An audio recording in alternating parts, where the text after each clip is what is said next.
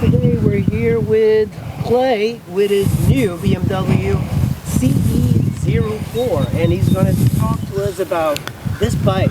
I like it a lot, and I think BMW did a great job at integrating bike fun with a needed place in the transportation market. Because this bike, one of the first things you notice when you ride this is the regenerative braking, and the more you use it around town, the more range you get out of it. And an interesting thing, you know, we've all played that game, how many miles per gallon can I get, and gentle acceleration and steady top speed and using the brakes as least as possible to get that optimum fuel mileage. Well, the funny thing about this is if you're in stop and go or light to light, you can drive it gently light to light and it's easy to operate, or you can do wide open and it's really fast and decelerate quickly, and that doesn't change your mileage at all because you're putting that energy back into the battery with the regenerative braking aspects of this bike. Now, it does have regular brakes, anti-lock brakes. They're the Bi-Bri, which is by Brembo. These are the same brakes that are used on the 310, and they're the Indian division of Brembo. But they're good brakes, but you almost never need them. They're emergency use only. Coming in a little hot, 2-up, heavily loaded, yeah, you're probably going to give it a little bit on the binders. This section, this video here, is not going to be the ride section. I want to go over the connectivity and the gauge and the dash here, what we can see. So if you come on up over here where we can see this dash, the side stand on this is also operating a parking brake and keeping us from doing things here. So as you get on any scooter, we grab a brake and hit the start button just like that. And now the bike is ready to ride. And just like any EV, I give it a little gas and that's how much power I'm getting. And if I go forward and then let off, it goes the other way. And it will be showing you how much you're regenerating. But some nice features on this bike that have nothing to do with it being an EV is the fact that you have a split screen. And this gives you different information about your trip, your kilowatt hours that you are regenerating, your kilowatt hours that you are using, and you can reset all that. A GPS on the right hand side of the screen, your media management. If I go down into the next thing here, I'd go to my media and I hit play. Well, I'm listening to the music now in my helmet, and I can go back up. I still have my speed, and I still have my display of what I'm listening to here, and I can also put the map back up and have the split screen and the media, and now I can go back down and have the media and the map, and I can skip songs or search songs. The telephone is also connected. I go down into my telephone app. I go into the phone book. I want to call Richard. I go down to R, and he'll be right in there someplace. Let's see here. Get down to R, and then I go to RI,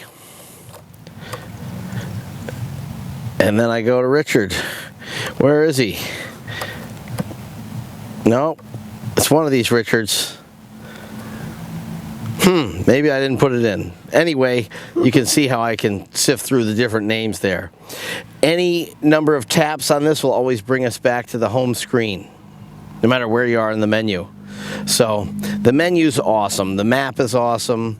The connectivity and the music part of it is great. The phone fits so nicely in here. This is electronic open. You just push this button. Now, to get my phone out, I push forward, lift up, and then pull out, and it locks the phone in. I'm using an iPhone, and it says that it's connected to the bike, so I won't be able to control things from the phone, but I can control most things that I would need on the phone through the app, the BMW Connected Ride app, which works in conjunction with any TFT screen that BMW makes. This is a really comfortable scooter. If I hit the heat button here, I have the grip heaters, 3 positions, high, medium, and low. I also have seat heating, high, medium, and low, and it gets plenty hot. I can also connect to the battery right under here and run my heated gear outlet to a regular 12-volt battery that is charged by the lithium battery that powers the vehicle. So the 12-volt battery powers your lights and your turn signals and your dash and all the stuff that it does on a regular motorcycle, and then the big battery powers deceleration and takes the charge from deceleration and then charges the regular battery.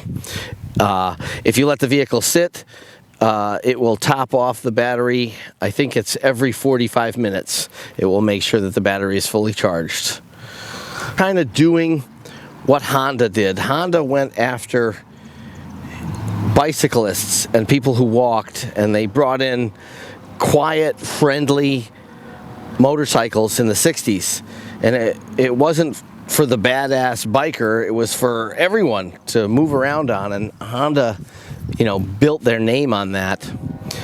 And BMW is now building, I can't even call this a motorcycle. You definitely need a motorcycle license to operate it, but it doesn't feel like a motorcycle, and it doesn't feel like a scooter. I've owned a lot of scooters. I've had the Bergman 650 and 400, the Honda 600 Silverwing.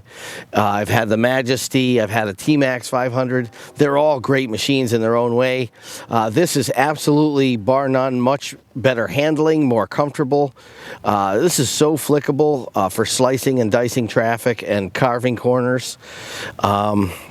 It accelerates like a 750cc bike to about 25 miles an hour. From 25 to 50 miles an hour, it accelerates like a 500cc bike.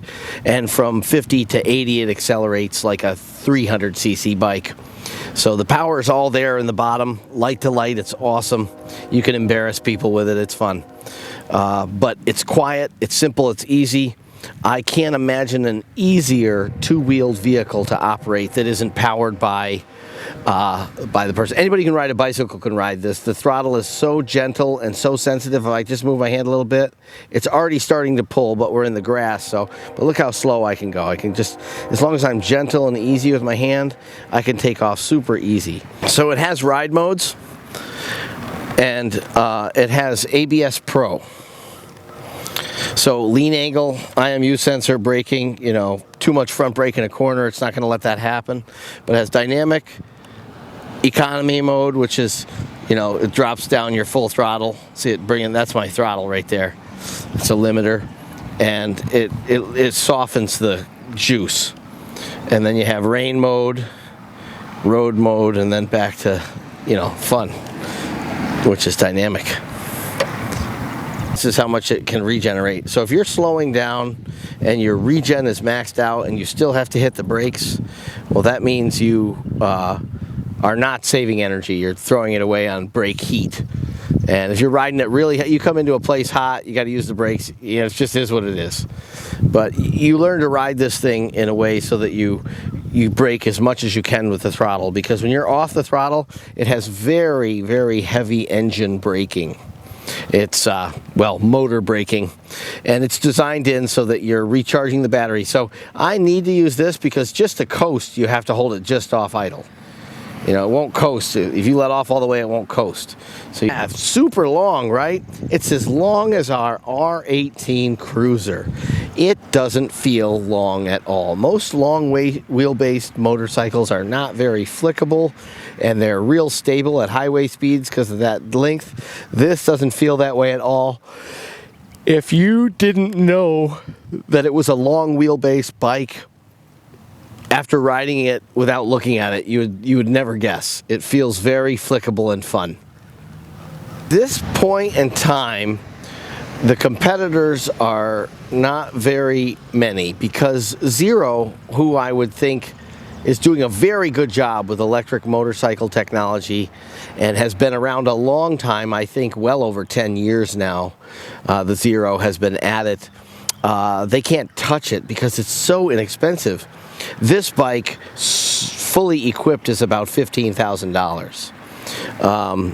my bike was $13,700, I believe. This is what the price of this one was, and I don't know what it doesn't have. It's got Ride Modes Pro, heated grips, it's got heated seat, comfort seat, you know, all the tech on the dash, the bigger TFT. So I don't know what more you get. Maybe the next one up has cruise control, but it doesn't look like there's a section for cruise control on the switch here, which is something I definitely miss. I like cruise control on my bikes, but maybe that's something to do with electric motorcycling. It's not really anything but a city bike, so you can go on the highway with it if you want. It will do 80 miles an hour, but it gobbles up the battery quite quickly, because the only thing that determines your battery life is your average speed. How much wind are you pushing? The acceleration and deceleration, light to light, doesn't matter how fast or slow you do it, it gets 80 miles around town. I've gotten 83 and still had 6% left. Light to light around town. I ride it back and forth to work. I've had it for almost 2 weeks. I've put about, well, let's see, how many miles are on this? 700 miles on this in 2 weeks, and that has saved me, well, about $75 in fuel. And I ride it back and forth to work every day, and I don't pay attention to the throttle. I just have fun. I ride it very, very aggressively, and it has changed my opinion of round town riding. It has brought the fun back into riding around town. I leave it plugged in at the house, and then you plug the other end into here when you're there. And if you take a good look at that, that's a very common EV plug. You can get that at most EV charging stations have that. And that's a very common one. I can't remember the number for that, but I can go to the navigation here, and I can find charging stations. I just go down here, and let's see here, new destination, points of interest,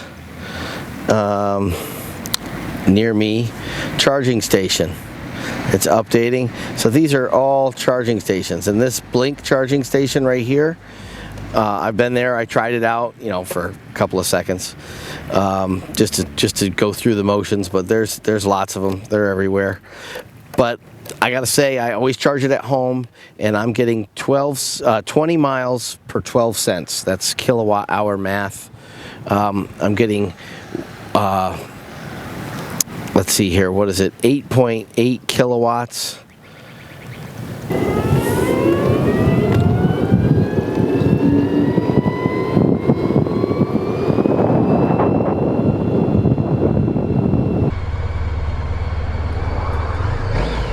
All right, green light, we're gonna go.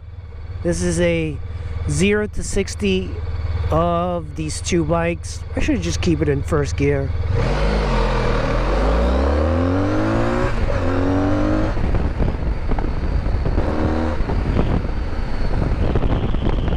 I still beat him, but he's right on there. Look at that. Whew.